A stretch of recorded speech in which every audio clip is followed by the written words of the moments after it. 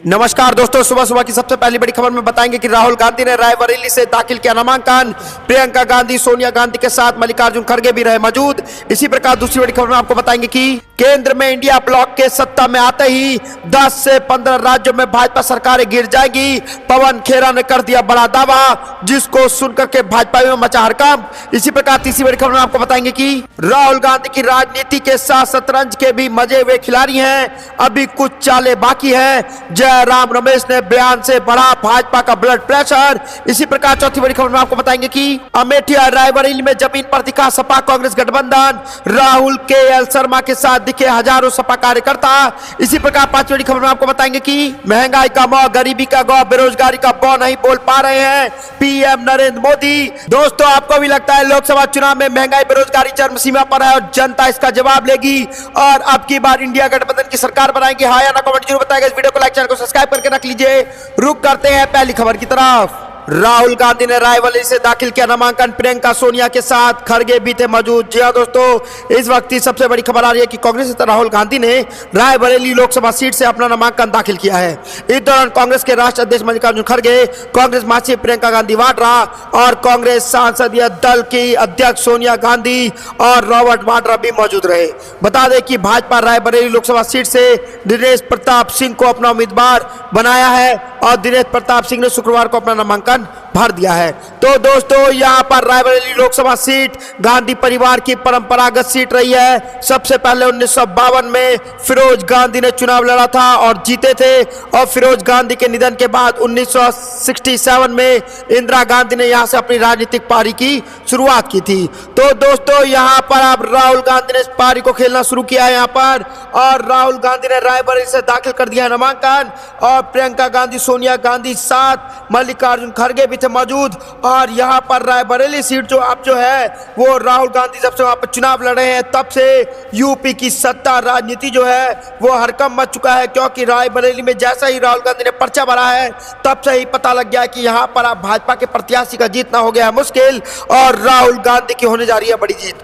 तो दोस्तों, यहां पर राहुल गांधी ने भाजपा के नाक में कर दिया दम और मोदी सरकार को उत्तर प्रदेश में इंडिया गठबंधन एनडीए को बड़ी टक्कर दे रही है और 80 लोकसभा वाली सीट उत्तर प्रदेश जो है वो यहां पर इंडिया गठबंधन बहुत सारी सीटें 60 से प्लस लेके जाएगी और यहां से भाजपा की हार होने जा रही है। तो दोस्तों, आपको क्या लगता है लोकसभा चुनाव में क्या होगा क्या नहीं, कमेंट जरूर बताइएगा। और दोस्तों, आप भी इंडिया गठबंधन के साथ खड़े हैं, राहुल गांधी के साथ खड़े हैं और आपको भी लगता है कि 80 में से 60 पार करने जा रही है इंडिया गठबंधन उत्तर प्रदेश में और 543 सीट वाले लोकसभा में 300 पार करने जा रही है इंडिया गठबंधन? हाँ या ना कमेंट जरूर बताएगा। वीडियो को लाइक जो करेगा। रुक करता अगली खबर की तरफ। केंद्र में इंडिया ब्लॉक के सत्ता में आते ही 10 से 15 राज्यों में भाजपा की सरकार गिर जाएगी। पवन खेरा ने किया दावा। जी हां दोस्तों, इस वक्त की सबसे बड़ी खबर आ रही है कि कांग्रेस के वरिष्ठ नेता पवन खेरा ने दावा किया कि मौजूदा लोकसभा चुनाव के बाद केंद्र में इंडिया ब्लॉक के सत्ता में आते ही 10 से 15 राज्यों में भाजपा के नेतृत्व वाली सरकारें गिर जाएगी। यहां पत्रकारों से बात करते हुए उन्होंने कहा कि दल बदल पर प्रतिबंध लगाने और दल बदलने वालों को आयोग ठहरने के लिए इंडिया ब्लॉक संविधान की 10वीं अनुसूची में संशोधन करेगा। तो दोस्तों, कांग्रेस नेता ने कहा कि केंद्र में इंडिया ब्लॉक के सत्ता में आते ही कम से कम 10 से 15 राज्यों में भाजपा के नेतृत्व वाली सरकार गिर जाएगी। हम दल बदल पर प्रतिबंध लगाने के लिए संविधान की 10वीं अनुसूची में संशोधन करेंगे।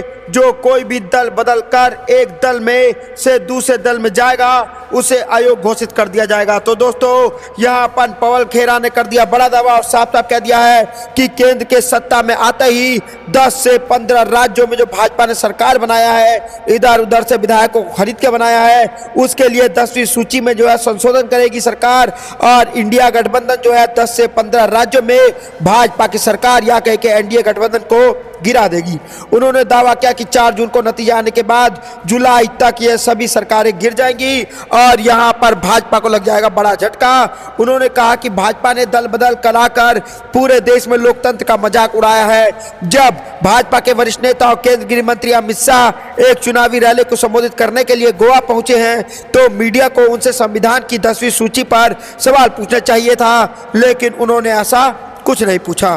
तो दोस्तों यहाँ पर एक बड़ा सवाल आ गया है कि दल बदल को रोकने के लिए बड़ा काम करेगी इंडिया गठबंधन और 10वीं सूची में यहाँ पर संशोधन करके 10 से 15 राज्यों में भाजपा की जो सरकार है उसको गिराने का काम करेगी। आपको जो भी लगता है दोस्तों कमेंट जरूर बताएगा, वीडियो को लाइक जरूर करिएगा। रुक करता है अगली खबर की तरफ। राहुल गांधी राजनीति के साथ शतरंज के भी मजे हुए खिलाड़ी हैं, अभी कुछ चालें बाकी है। जयराम रमेश ने बयान से बड़ा भाजपा का ब्लड प्रेशर। जी हां दोस्तों, इस वक्त की सबसे बड़ी खबर आ रही है कि कांग्रेस महासचिव जयराम रमेश ने राहुल गांधी के अमेठी के बजाय रायबरेली से उम्मीदवार को लेकर के राजनीतिक हलकों में उठे भारी हंगामे के बीच कहा कि यह पार्टी का तयशुदा कदम है और इस फैसले को लेते समय अन्य सभी पहलुओं को देखा गया था। तो दोस्तों कांग्रेस आईटी सेल के प्रमुख जयराम रमेश ने कहा कि कांग्रेस पार्टी के इसी कदम ने भारतीय जनता पार्टी में बेहद खलबली मचा दी है, जो अमेठी और रायबरेली लोकसभा सीट में गहरी नजर रख रही है। कांग्रेस नेता जयराम रमेश ने सोशल मीडिया प्लेटफॉर्म एक्स पर किए एक पोस्ट पर कहा कि राहुल गांधी के रायबरेली से चुनाव लड़ने की खबर पर कई लोगों की कई अलग अलग राय हैं, लेकिन राहुल गांधी राजनीतिक और शतरंज के मजे हुए खिलाड़ी हैं, बहुत सोच विचार कर ही अपनी चाल चलते हैं। कांग्रेस नेतृत्व के बहुत विचार विमर्श और राजनीति के बाद यह निर्णय लिया गया है। यह निर्णय ने भाजपा उसे समर्थकों और चाटुकारों को तबाह कर दिया है। जयराम रमेश ने कहा कि रायबरेली न केवल सोनिया गांधी की सीट रही है बल्कि यह इंदिरा गांधी की भी सीट रही है। कांग्रेस के लिए यह कोई विरासत नहीं बल्कि जिम्मेदारी की सीट है। रमेश ने कहा कि केवल अमेठी रायबरेली की सीट गांधी परिवार का गढ़ नहीं है, उत्तर से दक्षिण तक पूरे देश गांधी परिवार का गढ़ है। राहुल गांधी का उत्तर प्रदेश से 3 बार और केरल से 1 बार सांसद बन चुके हैं। अगर मोदी जी में हिम्मत है तो यहाँ विंध्याचल से नीचे चुनाव क्यों नहीं लड़ते हैं। तो दोस्तों यहाँ पर बड़ी खबर आ रही है कि राहुल गांधी को लेकर के राजनीतिक शतरंज के भी मजे हुए खिलाड़ी हैं राहुल गांधी, और अभी बहुत सारी चालें बाकी हैं। जयराम रमेश ने यहाँ पर बढ़ा दिया भाजपा का ब्लड प्रेशर और सोचने पर मजबूर कर दिया है कि आखिरकार इंडिया गठबंधन या कांग्रेस पार्टी अगला कदम क्या उठाने वाली है। दोस्तों आपको जो भी लगता है कमेंट जरूर बताएगा, वीडियो को लाइक जरूर करिएगा। रुक करते हैं अगली खबर की तरफ। यूपी अमेठी और रायबरेली में जमीन पर दिखा सपा कांग्रेस गठबंधन। राहुल एक एल शर्मा के साथ दिखे हजारों सपा कार्यकर्ता। जी हाँ दोस्तों, यहाँ पर बड़ी खबर आ रही है कि रायबरेली और अमेठी में आज कांग्रेस पार्टी का नामांकन हो गया है। लंबी चुप्पी के बाद सुबह की अमेठी और रायबरेली के प्रत्याशी घोषित कर दिए गए और राहुल गांधी ने रायबरेली तो एल शर्मा ने अमेठी से नामांकन भरा। खास बात यह है कि इन दोनों नामांकनों में इंडिया गठबंधन जमीन पर एक साथ दिखा। कांग्रेस के साथ सपा के कार्यकर्ता बड़ी संख्या में एकत्रित हुए। वहां के एल शर्मा और राहुल गांधी दोनों के लिए नामांकन जुलूस में शामिल हुए। खास बात यह है कि सपा के कार्यकर्ता रायबरेली में राहुल गांधी जिंदाबाद के नारे लगाते हुए भी दिखे हैं। टिकट की घोषणा होते ही रायबरेली के केंद्रीय कार्यालय में कार्यकर्ता सुबह से जुटने शुरू हो गए और 10 बजते बजते बड़ी संख्या में कार्यकर्ता यहां एकत्रित हो गए। यहां से राहुल के जुलूस को निकालकर नामांकन करना था और 11 बजे अचानक ही हजारों की संख्या में सपा कार्यकर्ता झंडा और बैनर लिए जुलूस में शामिल हो गए। वह कांग्रेस कार्यकर्ताओं के साथ पूरी तरह से घुले मिले दिखे और सपा के कार्यकर्ता अखिलेश यादव के साथ राहुल गांधी जिंदाबाद के नारे लगा रहे थे। देखो देखो कौन आया, शेर आया, शेर आया। राहुल गांधी के साथ चस्पा हुए इन नारों को सपा कार्यकर्ता भी जोर से यहाँ पर जोश के साथ लगा रहे थे। कार्यकर्ताओं के साथ सपा के स्थानीय नेता और पदाधिकारी भी इस कार्यक्रम में शामिल हुए। वह बाकायदा कांग्रेस कार्यालय में जमे रहे और जुलूस के साथ यहाँ पर कलेक्ट्रेट तक गए। तो दोस्तों यहाँ पर आ रही है बड़ी खबर और अमेठी और रायबरेली में जो कि यूपी की 2 लोकसभा सीटें हैं, जमीन पर दिखा सपा और कांग्रेस का गठबंधन, या कहे कि इंडिया गठबंधन जो मजबूती के साथ एकजुट खड़ा था। और यहाँ पर राहुल गांधी को देख करके सपा के कार्यकर्ताओं ने भी नारा लगाया, देखो देखो कौन आया, तो शेर आया, शेर आया। दोस्तों आपको क्या कुछ लगता है कि आपकी बार किसकी सरकार, कमेंट जरूर बताएगा, वीडियो को लाइक जरूर करेगा। रुक करता अगली खबर की तरफ। महंगाई का मौह, गरीबी का गौर, बेरोजगारी का बौर नहीं बोल पा रहे हैं पीएम मोदी, तेजी का तंज। जी हाँ दोस्तों, यहाँ पर बड़ी खबर आ रही है कि लोकसभा चुनाव को लेकर के इन दिनों सियासी बयानबाजी अपने चरम सीमा पर है। एक और भाजपा इंडिया अलायंस पर हमला करने से नहीं चूक रही है, तो वही दूसरी ओर महागठबंधन के नेता भी पीएम मोदी से लेकर के भाजपा पर निशाना साध रहे हैं। पूर्व डिप्टी सीएम और आरजेडी नेता तेजस्वी यादव ने प्रधानमंत्री मोदी पर हमला बोलते हुए कहा कि वह महंगाई का मां, बेरोजगारी का बा और गरीबी का गौ नहीं बोल पाते हैं। अपनी चुनावी रैली में तेजस्वी यादव ने मोदी के पुराने वीडियो माइक पर चला रहे हैं। उन्होंने कहा मोदी जी के भी भाषण को हटाने टेप पर सुनाया है और 2014 में जब मोदी जी चुनाव लड़ रहे थे तो क्या कहते थे कि गैस सिलेंडर को प्रणाम करके निकलना कीजिए। तब 400 रुपए का सिलेंडर था, लेकिन अब 1400 रुपए का है। तो अब क्या करना पड़ेगा? अब ना तो नौकरी के बारे में बात करते हैं, ना बिहार के स्पेशल पैकेज के बारे में बोलते हैं, ना महंगाई के बारे में बोलते हैं, ना गरीब के बारे में बोलते हैं, ना गरीबी के बारे में बोलते हैं और ना ही बेरोजगारी पर बोलते हैं, ना ही विकास की पांचवी बोल पाते हैं। तो दोस्तों, यहाँ पर विकास का भी नहीं बोल पाते हैं मोदी जी और यहाँ पर बुरी तरीके से घेर लिया है तेजस्वी यादव ने नरेंद्र मोदी को और साफ साफ कह दिया है कि गरीबी का गौ, बेरोजगारी का बौ और यहाँ पर कुछ भी विकास का वी तक नहीं बोल पा रहे हैं और मोदी जी उल्ट सुल्ट की सारी बातें कर लेते हैं, लेकिन इन मुद्दों पर बात नहीं करना चाहते हैं। तो दोस्तों, यहाँ पर वीडियो के विवाद में जब है, यहाँ पर जो उन्होंने वीडियो चलाया था स्टेज से और साफ साफ सुनाया था कि पहले के चुनाव में मोदी जी क्या भाषण दिया करते थे कि सिलेंडर को देख के निकलिएगा, 400 उस टाइम हुआ करता था और अब 1400 है। तो आखिरकार आप वोटर क्या देख के वोट करने के लिए जाए और आखिरकार मोदी को ही क्यों चुने, एनडीए को ही क्यों चुने, इसका जवाब भाजपा सरकार को देना चाहिए या कहें कि मोदी जी को देना चाहिए। तो दोस्तों, आपको भी लगता है कि महंगाई चरम सीमा पर है, बेरोजगारी चरम सीमा पर है और यहाँ पर इसी का जवाब आपकी बार जनता लेगी? हाँ या ना कमेंट जरूर बताइएगा, वीडियो को लाइक जरूर करिएगा। रुक करते अगली खबर की तरफ। कह रही हूँ, नया पार्लियामेंट बनाने की क्या जरूरत थी? पुराने पार्लियामेंट में क्या खराबी थी? आपने देखा पार्लियामेंट बनते ही क्या हुआ? हमारे महामहिम राष्ट्रपति जी को नहीं बुलाएगा। शर्म आनी चाहिए मोदी जी को। मोदी जी जो है सिर्फ और सिर्फ मोदी जी तानाशाह बन गए। मोदी जी को प्रधानमंत्री बनाने में हमारा भी हाथ था, लेकिन इस बार भी वोट किया। जी हाँ किया था, लेकिन मुझे आज पछतावा हो रहा है कि हमने उस तानाशाह को वोट दे दिया। इस बार फिर से वोट नहीं बिल्कुल नहीं करेंगे। और अपने आस पास पड़ोस परिवार, मेरे घर में 4 सदस्य इतनी नाराज हो गई। बिल्कुल, हर महिला नाराज है, हर बच्चा नाराज है। कहाँ है रोजगार? 2 लाख रोजगार देंगे। अरे मेरे 2 जवान बच्चे हैं, सरकारी नौकरियों के लिए घूम रहे हैं। कहाँ है सरकारी नौकरियाँ? आपकी साथी महिला मित्रों हैं, बड़ी नाराज है। करीब मैंने एक बार तो दिया था, अब की गलती नहीं होगी। आप क्या कहेंगे? मैं भी इस बार वोट नहीं दे सकती, मोदी जी को वोट नहीं दे सकती, क्योंकि मेरे लिए एक अच्छा इंसान केजरीवाल है। मैं केजरीवाल को ही वोट और सपोर्टेड करती हूँ। हाँ। मोदी के काम अच्छे नहीं लगे? नहीं, मोदी के काम नहीं अच्छे लगे। किन मुद्दों को लेकर के पब्लिक के बीच में इस बार जाना चाहेंगे आप लोग दक्षिण लोकसभा में? महंगाई बहुत ज्यादा है। महंगाई अगर इतनी है तो महंगाई क्यों है इतनी? आम इंसान क्या कर सकता है? कुछ नहीं कर सकता है। ना अपने बच्चों के लिए वो कुछ कर सकता है, ना कुछ कर सकता है।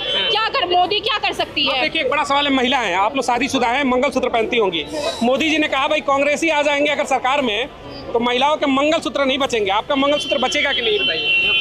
सब कुछ बचेगा, सब कुछ बचेगा। सोना कर दिए। ये इतना क्या कहेंगे? मंगलसूत्र क्या कहना, इतनी महंगाई कर दिया मोदी सरकार ने। सच में हाँ, मंगलसूत्र तो सच में ही नहीं रहेगा जो मोदी की पत्नी का मंगलसूत्र कहाँ है? जो अपनी पत्नी का मंगलसूत्र नहीं रख सकता, वो दूसरे के मंगलसूत्र की चिंता करता। शर्म आनी चाहिए। सुरक्षा नहीं दे सका और जनता को, महिलाओं को क्या सुविधा देगा? यही हथरस में महिला लड़ी को जला दिया गया, दिन ही में जला दिया गया शाम को। उसमें प्रशासन कहा थी, पुलिस सरकार कहाँ थी? इनकी खाली राजनीति चाहिए भाई साहब, तोड़ मरोड़ करना, उल्टा सीधा करना, झूठ के साथ मिलाना। वो कह रहे हैं कि भाई कांग्रेस सरकार में आई तो महिलाओं के मंगलसूत्र छीन जाएंगे। 72 सुना तो अभी हो गया, तो कौन किया है? कौन छीना है? कौन छीना है? सरकार छीन रही है, क्योंकि सोना महंगा कर दिया है। वो अपनी पोल है ना, खुद ही खोल रहे हैं। मैं सोना महंगा कर रहा हूँ, तुम्हारे मंगलसूत्र भी छीन रहा हूँ। वो अपनी हकीकत खुद बयान कर रहे हैं। इस बात को उन्हें समझना पड़ेगा। 14 रुपए की सिलेंडर मिलती थी, 4 से 14 की सिलेंडर मिलती थी। इन्होंने कहा कि हमने ऐसे करेंगे। वही स्मृति ईरानी सिलेंडर घूम रही थी, सब जगह ऑल इंडिया में घूम रही थी कि सिलेंडर महंगा हो गया है। आज सिलेंडर कैसे है? आप तो मीडिया वाले दिखाते हैं सब जगह। यानी महंगाई की मार पड़ी है। महंगाई के बाद, बेरोजगारी के मार, जात-पात के बाद, ठीक है ना? महंगाई की मार, बीजेपी की सरकार, महंगाई की मार, बेरोजगारी की मार। जो देश के अंदर में मोदी सरकार ने देश की अर्थव्यवस्था को तबाह बर्बाद किया, आज देश के एक जनता त्राहिमाम कर रही है। आप भगवान से प्रार्थना कर रही जनता। कह रहे विश्वगुरु बना दिया, डंका बज रहा है। विश्वगुरु नहीं, विश्वगुरु अपने मुंह से बोल रहा है। कहाँ विश्वगुरु है? नहीं, चीन के अंदर में, चीन ने हमारे देश की सीमा पर 400 गाँव बसा लिया। ये कहाँ की 56 की सीमा है, 6 की सीमा इनकी है। कह रहे मोदी की लाल आंख है, चाइना भी डरता है, पाकिस्तान भी डरता है। आंखें लाल पर काली पन्नी बांध करके इन्होंने चीन के गांव को हमारे भारतीय सीमा में बसा लिया। ये देश के अंदर में हमारे देश के व्यवस्था को तबाह बर्बाद करके 56 इंच का सीना है मोदी का, सब डरते हैं। मैं बोलता हूँ जब इन्होंने बोला था 26 इंच के सीना, 56 इंच का हेमराज के जब यहाँ मथुरा का जो कांड हुआ था, इन्होंने बोला था कि हम हैं 56 इंच का सीना, और वही 40 नौजवान को बॉर्डर पे वहाँ ध्वस्त करवा दिए। ये कैसा आपका 56 इंच का सीना, जांच भी नहीं हुआ उसका। आपके जो प्रत्याशी है इस समय सही राम पहलवान, उनके सामने जिस तरीके से रामवीर सिंह विदुड़ी इस समय वर्तमान में रमेश विदुड़ी, इसके बाद रामवीर सिंह विदुड़ी, आप किसे मानती है? लड़ाई मानती है कि उनसे है, या फिर लग रहा है कि चुनाव निकल रहा है? नंबर 1 सही राम पहलवान हमारे लिए नंबर जीतेगी आम आदमी पार्टी जी। लड़ाई मानती हूँ कि बीजेपी और सिर्फ मैदान में यही है, बीजेपी और आम आदमी है इस क्षेत्र से कालकाजी से, लेकिन जीत हमारी ही होगी। हम नंबर 1 जाएंगे, सही राम पहलवान ही जीतेंगे। बीजेपी का गढ़ कह रहे हैं कि भाई यहाँ पे लगातार कई बार से बीजेपी सांसद रहे, कैसे आप लोग जीते? अरे ऐसा क्या होता है, कई बार से कोई एक ही राजा बनता रहेगा क्या? ऐसा नहीं है। अब की बार आम आदमी पार्टी की सरकार, इंडिया अलायंस की सरकार। गठबंधन को क्या कहेंगे इस बार? लग रहा है कि आप लोग यहाँ के जो गढ़ है तोड़ेंगे? नहीं, गठबंधन इतना मजबूत रहेगा कि बीजेपी को सबक सिखा के रहेंगे। मैंने भी बहुत सारी सरकारें देखी हैं और इतनी सरकारें देखी हैं, इससे बुरी सरकार कभी नहीं आई। अगर हम इस बार इस सरकार को नहीं बदल सकते, हमारी पीढ़ियां गाली देंगी कि इन बुड्ढों ने क्या कर दिया। और ये रावण राज में राम जेल में ही रहेंगे।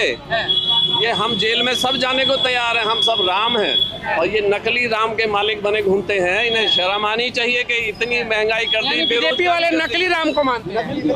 ये नकली राम के लोग हैं, असली राम के लोग हम हैं। राम को सजा दे रखी है रावण जैसे आदमी ने, और हम जेल में हैं। अब गठबंधन के देखिए सारे हिस्सेदार है, और सुनिए इंडिया गठबंधन के जो तमाम और चेहरे हैं, उन्होंने सनातन धर्म को लेकर बड़े बड़े बयान दे दिए। कहा कि डेंगू मलेरिया स्टालिन का बयान था, ये एड्स है, इसको खत्म कर देना चाहिए। तो फिर आखिर असली राम को मानने वाले हैं, तो ऐसे बयानों का समर्थन कैसे होगा? ऐसे बयानों का समर्थन ऐसे होगा कि अब ये भीड़ दिखाई दे रही है जो दूसरे हैं। रामवीर विधुड़ी जी की मैं लोकली बात कर रहा हूँ, रामवीर विधुड़ी जी की भी भीड़ देखिए, और ये आम आदमी की भी भीड़ देखिए। आम आदमी से बड़ा कोई राजा हुआ है क्या डेमोक्रेसी में? उन बयानों का आप समर्थन करते हैं?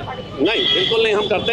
हम कतई किसी बयान का समर्थन नहीं करते। ये झूठे राम के लोग हैं, ये किसी राम के सगे नहीं है। जो राजा अपनी पत्नी का सगा नहीं हुआ, ये जनता का क्या सगा होगा? हाँ जी, ये सनातनी कहते हैं गौ मतलब को नहीं कटना चाहिए। 2500 करोड़ रुपया चंदा दिया तो उसको मिल गया। और वही जो ब्राउन का पेपर क्या कराता है उसको, जो शराब के कौन रेडी है, उसने चंदा दिया तो छूट भी गया। और वो जो वाह भी दे दिया अरविंद केजरीवाल जी है, रेड्डी जी है। ऐसा क्यों? ये देश धर्म से नहीं चलता, ये संविधान से चलता है। और यहाँ धार्मिक मंच नहीं है कि आप राम का नाम लेकर वोट मांगे। शर्म आनी चाहिए, अपना नाम लेकर वोट मांगिए, कहिए कि हमने क्या काम किया है। वो तो कह रहे हैं कि जो राम को लाए हैं उनके समर्थक हम उनको लाए। राम को ये लेके आए थे, मतलब ये दशरथ हो गए क्या? ये दशरथ हो गए क्या? ये अपने आप को दशरथ समझते हैं? ये राम को लेके आ सकते हैं क्या? इन्हें शर्म आनी चाहिए। ये राम को लाएंगे और राजनीति करेंगे, उस पर वोट मांगेंगे राम के नाम को। राम दुनिया को चलाते हैं, ये हमको चला। राम विरोधी है, इनको बुलाया गया, निमंत्रण में गए नहीं। राम विरोधी इनके बुलाने से जाएंगे, इनके बुलाने से जाएंगे राम को देखने, राम का दर्शन करने, इनके बुलाने पे जाएंगे। राम से हमारा सीधा संपर्क है। मोदी कोई दलाल नहीं है राम का, हमारा सीधा संबंध है राम से। और हम राम के और राम हमारे। मोदी यानी राहुल गांधी राम मंदिर जाएंगे? हम अपनी आस्था है, ये धर्म का मामला है, ये राजनीति नहीं है, ये धर्म का मामला है और ये व्यक्तिगत होता है। सबका ईश्वर से सीधा संपर्क है। मोदी कोई हमारा दलाल नहीं है। यानी ये मुद्दा नहीं होगा इस बार? ये बिल्कुल मुद्दा है नहीं। जो इन्होंने कहता है राम को मैंने लाया, और वही राम अनु को भी, और वही लक्ष्मण का जो कौन रोल अदा किए थे, दीपिका जो रोल किया थी सीता का, तो कुछ लोगों ने कैलेंडर पर फोटो लगाकर अगरबत्ती भी दिखाया। और वही राम अब घर घर जाकर लोगों को पैर पड़ रहे हैं। उनको क्या जरूरत थी भगवान राम को घर घर में जाकर पैर पड़ने के लिए? ये तो नहीं चाहिए था। यानी राम को चुनाव लड़ा के बीजेपी ने गलती किया, तो उनका अपमान कर रहे हो। राम भगवान का अपमान कर रहे हैं, वो हिंदू के नाम पर गाली दे रहे हो, हिंदू की आस्था को खिलवाड़ कर रहे हो कि हमारे राम है। राम कैसे हो? राम जब थे तो घर घर जाएंगे कि हम जाएंगे राम के पास? ये तो बड़ी बात कह दी आपने। हम जाएंगे राम के पास कि राम आएंगे हमारे घर पे? बोलिए क्या कर रहे हैं? देखिए भैया, इन्होंने देश के अंदर में कहा 400 बार, 400 बार, नहीं क्या करेगा 400 बार? गारंटी मोदी की, गारंटी, हाँ गारंटी है, आटा 400 पार, चावल 400 पार, सरसों तेल 400 पार, जीरा 400 पार हो गया, महंगाई 400 पार हो जाएगा। कमर तोड़ 400 पार 400 पार, कमर तो 400 पार कर देगा, इससे सीधा क्या नहीं। कहेंगे आप, यूथ है, मुद्दा क्या होगा इस बार चुनाव में? इस बार जो मुद्दा होगा, मुद्दा इसी का होगा कि पढ़ाई की होगी मुद्दा, शिक्षा की मुद्दा होगी, ठीक है, बेरोजगारी की भी मुद्दा होगी। देखिए हम लोग तो युवा हैं, ठीक है, युवा को अभी क्या युवा कर रहे हैं, पढ़ाई कर रहे हैं, इतना मेहनत से अपने घर द्वार को छोड़ के बहुत दूर दूर जगह जाते हैं, वहाँ पे पढ़ाई करते हैं, इसके बावजूद भी उनको नौकरी नहीं मिलती। कितने सरकारी पदों पे नौकरियाँ खाली हैं, इसके बावजूद भी उनकी नियुक्ति नहीं होती, ठीक है। और रोजगारी की होगी। तो मोदी ने कहा पकौड़े तलो, आज तल ही रहे हैं, उन्होंने चाय बेचा था, अब हम पकौड़े तल ही रहे हैं। मोदी ने वो चाय बेच रहे थे, अब हम पकौड़े तलेंगे। और पूरी जो भारत की जो जनता है वो पकौड़े और चाय से नाश्ता करेगी। इस बार जिस तरीके से 400 पार का नारा प्रधानमंत्री मोदी संसद के अंदर देते हैं, यूथ है, आपको क्या लगता है कि इस तरीके के जो बयान है चुनाव में कहीं ना कहीं माहौल बनेंगे या फिर खिलाफत होगी? देखिए बोलने का तो सबका अधिकार है और प्रधानमंत्री का तो बहुत ज़्यादा ही अधिकार है, वो तो कुछ भी कह सकते हैं। तो उनको 400 पार कह रहे हैं तो कहने दीजिए, बाकी जनता जनार्दन होती है, सबका मालिक जनता है। हमारा देश एक डेमोक्रेटिक कंट्री है, ठीक है। यहाँ पे क्या है कि जनता मालिक है, जनता चुनेगी, ठीक है। और शिक्षा की बात होगी, स्वास्थ्य की बात होगी, रोजगार की बात होगी, ठीक है। और जो इस मुद्दे पे जो काम करेगा वही राज करेगा। इंडिया गठबंधन साहब के प्रत्याशी हैं सही राम पहलवान, दक्षिणी दिल्ली। सवाल देखिए ये कि मोदी बार बार मंचों से कहते हैं कि इंडिया गठबंधन जो है ये ठगबंधन है, परिवार बचाने वाला है, परिवारवादियों का झुंड है। क्या कहेंगे आप? देखिए ये परिवार वो कह रहे हैं, उनको कहने दीजिए, उनका अधिकार है कहने का। लेकिन मेन बात है अभी क्या है कि जितना भी पार्टियां हैं, इनका सब कुछ इनका सपना है, जो इनका सबका सपना एक जैसा है, तो उसके ऊपर वो काम कर रहे हैं। आगे चल के उसके ऊपर वो अपना सरकार बनाएंगे। और जो भी देश में अभी जो इतना बुरा हाल हो रखा है उन सभी के ऊपर, अभी देखिए हमारा जो डेमोक्रेटिक है, हमारा जो इकोनॉमिक रेट है बांग्लादेश से नीचे जा रहा है, ठीक है। इस पे किसी को ध्यान नहीं है, बस यहाँ पे राम मंदिर की बात होगी, मस्जिद की बात होगी, चर्च की बात होगी, ठीक है, धर्मों की बात होगी।